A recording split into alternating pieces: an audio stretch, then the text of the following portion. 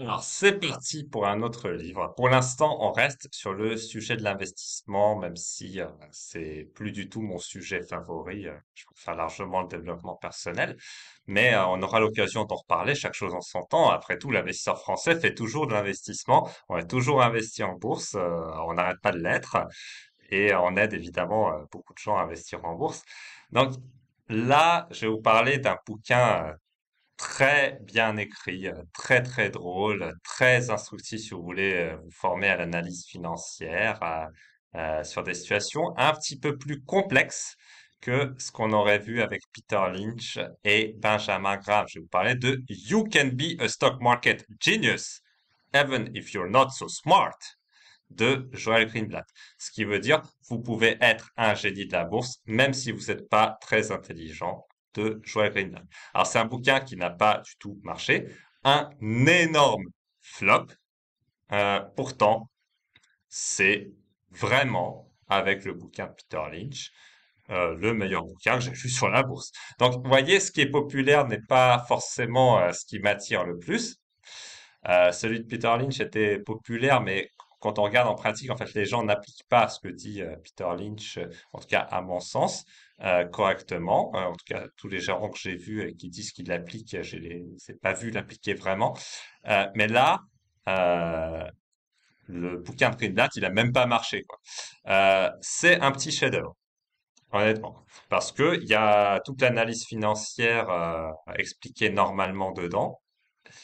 Il y a des cas d'investissement très précis, très complexes, qui sont décortiqués correctement.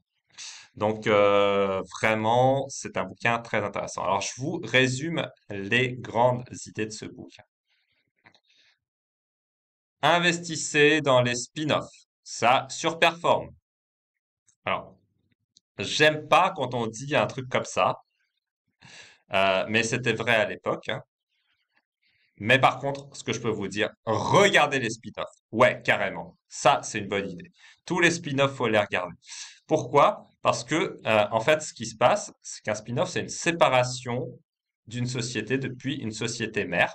Et la société séparée est généralement de plus petite taille. Et donc, si vous avez des investisseurs milliardaires qui ont dans leur fonds ces petits spin-offs qui pèsent 100 millions, même 1 milliard, ça va représenter rien du tout par rapport à leur patrimoine investi. Donc, ils vont les larguer. Ils vont même pas regarder ce qu'il y a dans la société.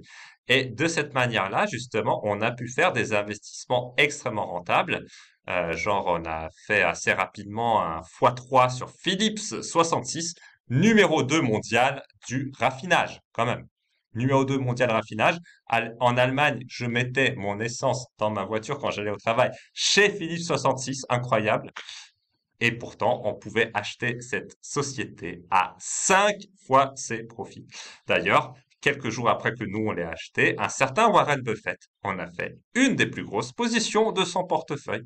Et effectivement, on a fait x3 très rapidement sur le spin-off de Philips 66. Alors, la raison pour laquelle ça a bien marché, c'est que Philips 66 était à l'époque une société de très grande qualité, vendu à un prix très faible. C'est-à-dire, c'est pas juste parce que c'est un spin-off, mais le fait que c'était un spin-off a permis d'avoir ce prix sur une société de cette qualité-là, ce qui est absolument inimaginable en temps normal. Voilà.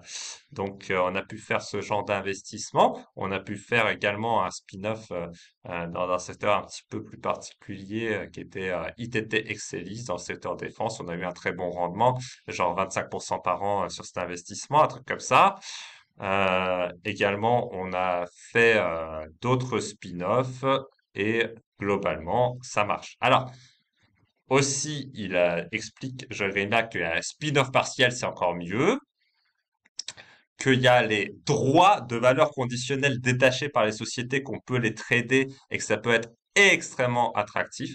Alors, pour moi, les droits de valeur conditionnelle, ça n'a pas très bien marché, mais je suis pas perdu, je suis pas gagné dessus. Donc voilà, je peux pas vous dire que c'était le panard total, mais explorer cette classe d'actifs peut-être par moment peut-être intéressant. En tout cas, l'idée est loin d'être débile. Parce que personne ne trade des droits de valeur conditionnelle, c'est vrai. mais c'est un actif un petit peu plus complexe que ce qu'on a d'habitude. C'est des contrats qui vous donnent des paiements en cas d'atteinte de certains objectifs par certaines sociétés. C'est ça, en fait, les droits de valeur conditionnels. Il nous donne également d'autres pistes, euh, des choses aussi dans la restructuration. Il explore des situations de deleveraging, donc désendettement rapide, comme dans le cas de Host Marriott, qui a séparé en fait l'immobilier de ses hôtels de son business de gestion hôtelière. Et il nous explique pourquoi lui y est allé alors que la société était surendettée, mais que ça a marché quand même. Donc c'est intéressant de regarder cette étude de cas historique parce que parfois, effectivement, dans certaines sociétés surendettées, on peut faire énormément d'argent. Moi-même, à une époque, j'étais allé dans Ford, qui était surendetté en fait, hein, mais les échéances de dette étaient très lointaines et on avait 5 ans pour que la société puisse se redresser. Ça a bien marché. Bon, là, c'était pas un spin-off, c'était juste une société surendettée qui avait un business de qualité décente. Ford n'est pas un très mauvais business, pas un très bon business non plus, mais elle se transigeait en fait à une fois les bénéfices. Donc ça, c'était vraiment pas cher quand vous achetez quelque chose à une fois les bénéfices. Quand c'est surendetté, mais que la dette est gérable et qu'elle ne coûte pas non plus un tarif euh, exorbitant, qu'on peut la rembourser comme ça, on peut acheter à une fois le cash que rapporte la société en une année. En fait, à partir de l'année 2, tout ce qui vient en prime est bonus. Et donc, avec Ford comme ça, on avait pu faire de l'argent aussi. Donc, voyez, ça donne ce genre d'idées, des idées plus complexes que ce qu'on a l'habitude d'explorer. Euh, alors, justement, ce qui est intéressant, c'est que quand on n'est pas capable de trouver des sociétés de très grande qualité à de très très bons prix, en fait, on peut se réfugier sur ce type d'opportunité et avoir des rendements de dingue, hein. Vraiment, on peut. Par exemple, même sur les spin-offs, je pense au spin-off de Virtus Partners, on a fait genre, euh, ouais, bah, c'était x 18 en 18 mois, un truc comme ça. Donc, non, on peut vraiment faire des choses extraordinaires et tout ça en prenant assez peu de risques dans certains cas. Mais attention, ces situations sont plus complexes et pensez quand même à vérifier que dans ces situations-là, vous allez sur des sociétés de qualité. Parce que quand vous avez à la fois la qualité et le spin-off, ça donne toujours un bon rendement. Mais quand vous avez le spin-off et pas la qualité en face, ce qui arrive plus fréquemment dans le marché actuel, eh ben, le spin-off, il donne pas du rendement, même quand vous l'achetez pas cher. Donc là, il faut faire attention. Il faut faire très attention parce que justement sur ces dernières années là, euh, avant le jour où je vous parle, hein, on est le 21 mai 2022, les derniers spin-offs qui sont sortis ne sont pas de très grande qualité.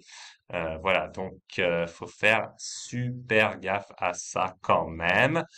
Donc j'insiste bien, c'est pas parce qu'on a un spin-off qu'on a un investissement, mais par contre, oui, regardez tous les spin-offs parce que il y a des situations où on a de possibles très bons investissements. Voilà. Donc, vraiment, pour ça, je suis très, très reconnaissant à Joel Greenblatt d'avoir écrit ce bouquin parce que ça rend un immense service quand il y a des bulles comme ça en bourse pour trouver des actifs pas chers, parfois qualitatifs en plus. L'autre chose que je voulais vous dire, il y a un autre inconvénient dans ce bouquin, il faut que je sois honnête là-dessus, c'est que ça amène aussi à diversifier son portefeuille et parfois c'est inutile. En tout cas, pour moi, ça a été inutile parce que je l'ai déjà dit dans plusieurs webinaires. Franchement, si j'avais écouté mon intuition, que j'avais investi que dans Apple pendant 20 ans, je serais beaucoup plus riche, quoi. Parce que là, on a à la fois de la qualité, une super société à un super bon prix. Bon, c'était pas un spin-off, c'était juste une société, quoi, qui était extraordinaire. Et cette société extraordinaire a procuré à ses actionnaires un rendement d'autant plus extraordinaire qu'elle était en plus pas chère. Donc, quand on a ce genre d'opportunité, en fait, pourquoi aller s'embêter avec des spin-offs?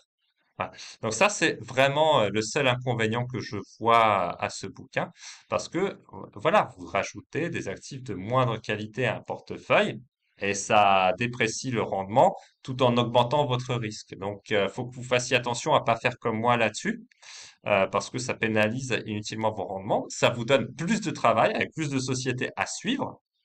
Et donc, vous vous retrouvez parfois dans des situations plus compliquées qu'elles ne devraient être, tout simplement. Voilà. Donc, très bon bouquin, You Can Be a Stock Market Genius. Un vrai flop, mais un vrai contenu que je vous invite à explorer. Et nous, je vous avoue qu'on regarde régulièrement les spin-offs. Voilà. Pas plus tard qu'hier, Brice a regardé un spin-off dans le secteur du diabète. Voilà. Pour moi, de toute façon, pour des raisons éthiques, je n'investirai pas dans ce secteur, mais voilà, ça n'empêche pas de regarder, de continuer à étudier des sociétés. Et donc, voilà, chacun, de toute façon, il fait ce qu'il veut avec ses investissements. Chacun est libre de ce qu'il fait. Voilà. Et donc, vraiment, You Can Be a Stock Market Genius, très bon bouquin, avec la seule réserve que je vous ai donnée.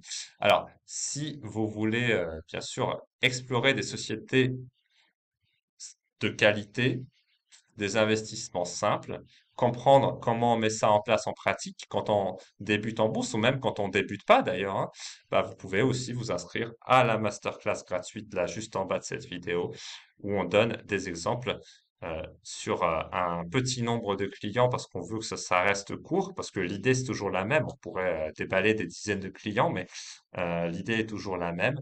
On vous montre comment justement on peut mettre en place des stratégies simple et efficace en bourse dans cette masterclass. Donc, si ça vous intéresse, je vous invite à vous inscrire à cette masterclass juste en dessous de cette vidéo, juste au-dessus des commentaires. Merci de votre attention et à très bientôt pour une nouvelle lecture.